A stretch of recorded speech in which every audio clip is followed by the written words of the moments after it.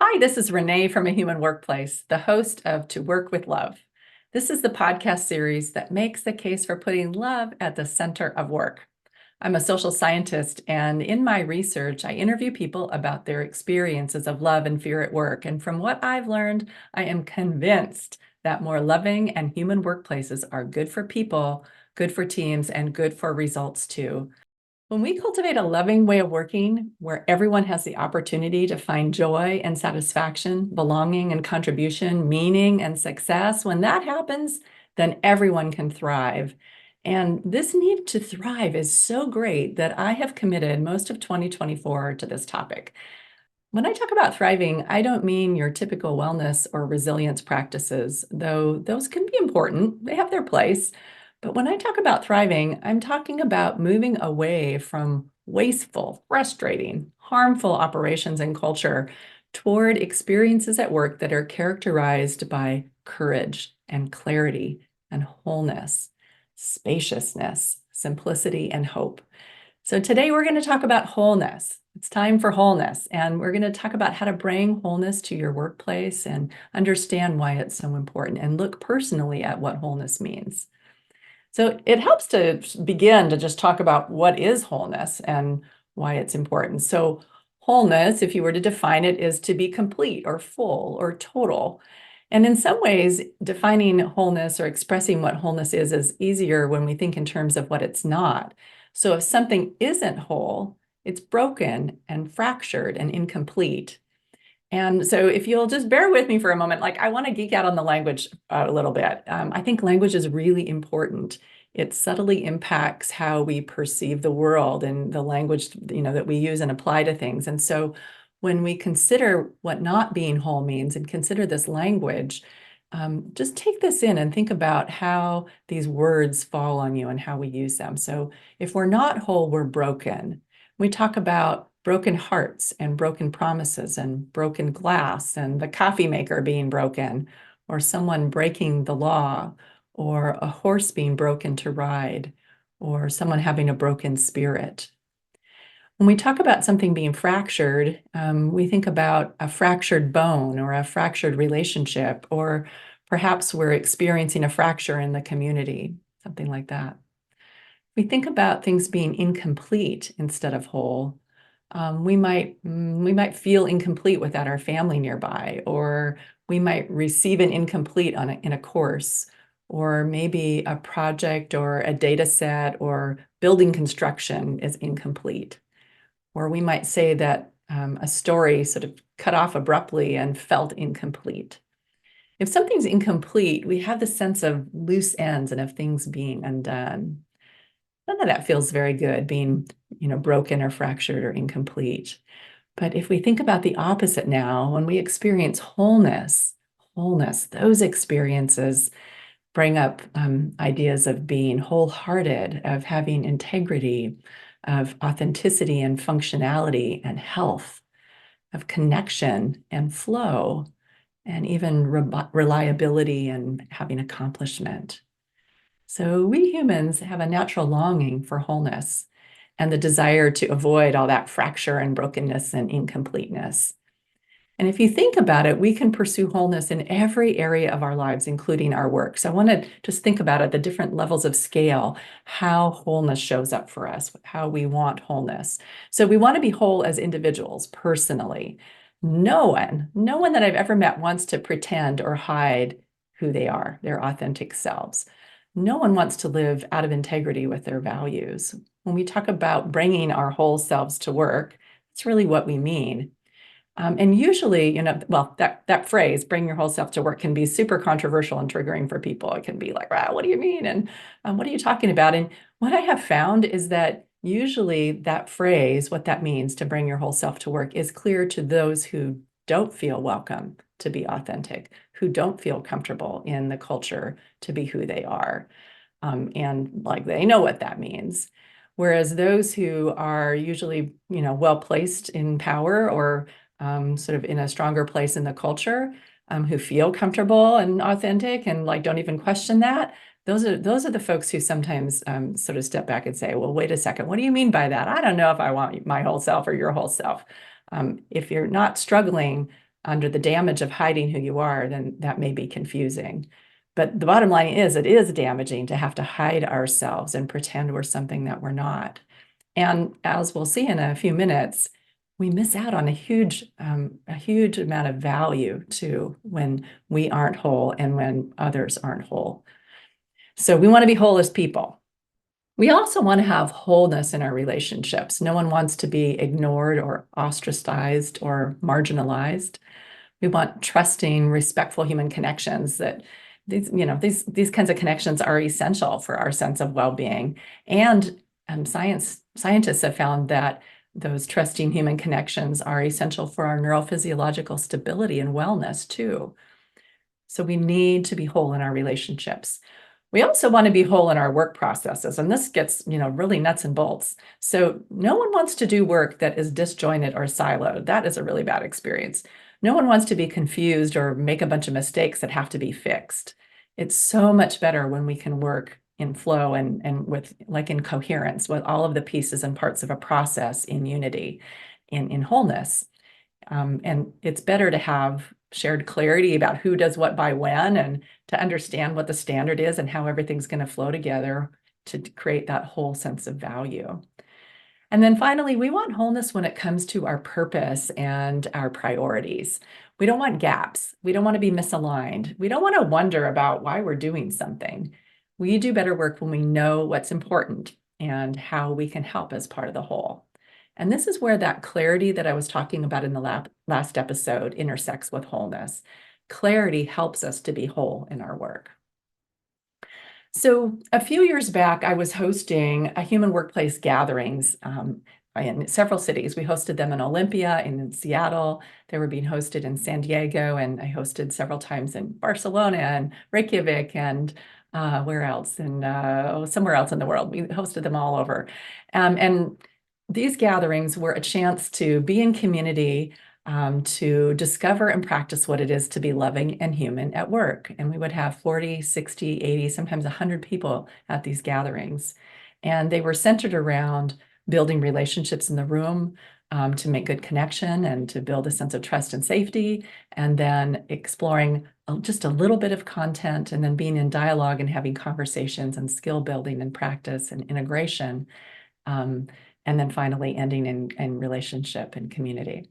And they were super powerful experiences. And in that work, it became really clear just how much harm was being done when only parts of us were welcome in the workplace. Like again and again, these stories of people having to either hide themselves or feeling fractured or unwelcome or suppressing aspects of their normal humanity, when all that was happening and how damaging it was and how much was being lost.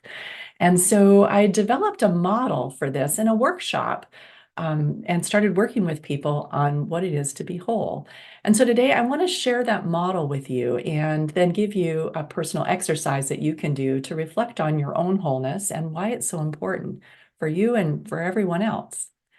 So you might grab a piece of paper or maybe open a document on your computer and just write this down. The acronym that I'm going to use is the word INSPIRE.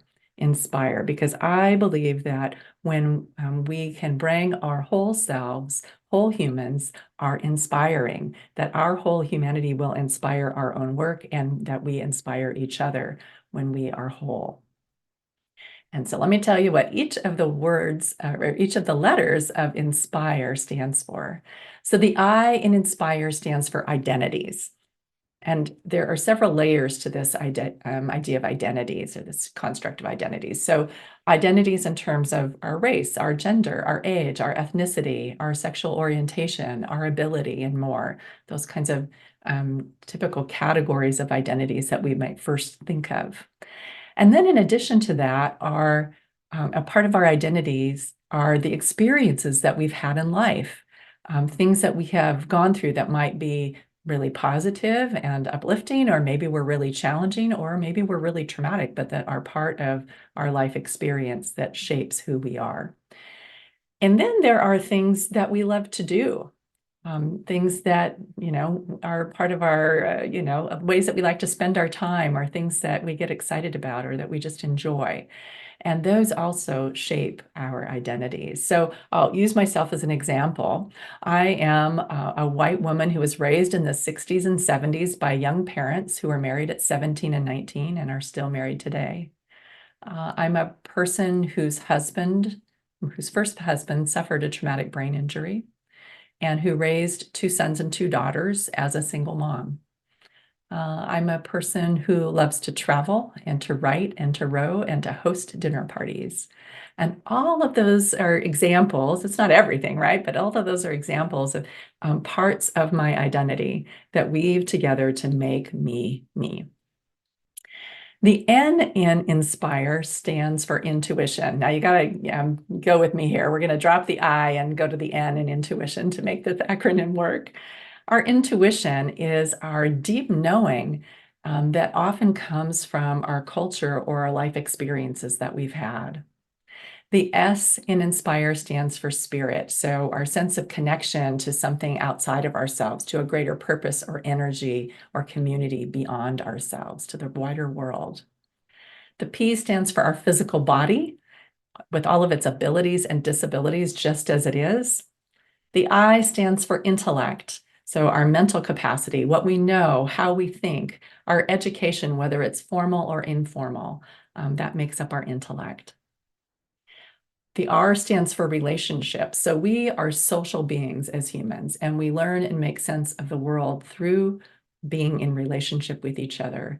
And so our relationships, the nature of our various relationships impacts and is part of who we are. And then finally, E stands for emotions. We are emotional beings. We feel in response to experiences that we have, and those feelings manifest as emotions in our bodies. And so emotions are part of being human. Now, all these, as I said, are part of the whole human experience. And each of these are sources. Each of these INSPIRE factors are sources of wisdom and insight. Each of them provides a special kind of data that we can value and learn from and incorporate into our work. And I would place bets that you already naturally do, that when left to your own devices, all of these different aspects of you contribute to your work and infuse your work. So I think it's our work as humans to know and love and embrace and integrate all of these parts of ourselves, to be fully present to them all, and to bring our full ways of knowing into the world. What's true is that when it comes to work, too often we're told to only bring like part of us, like our mental faculties and our physical body, maybe. But to like leave the rest behind. All our other stuff is pretty messy. I don't know that we want that. Just like bring your thinking and show up and, to the workspace, whatever that is. But the truth is that each aspect of us can inspire our work and bring insight and value if it's welcomed. So I have had people in workshops that have provided some of the most amazing examples of this, and I want to share a few of those with you to just like give a flavor of what I mean. So one participant in a whole person workshop and a whole human workshop talked about how, because of her identity as a Wiccan practitioner, she knew what it was to be harshly judged by others, and that this made her more compassionate and a better social worker. Another person who'd experienced homelessness intuitively knew ways that his team's work might impact those who were on the edges of society. Like he had a visceral lived experience that could inform his team.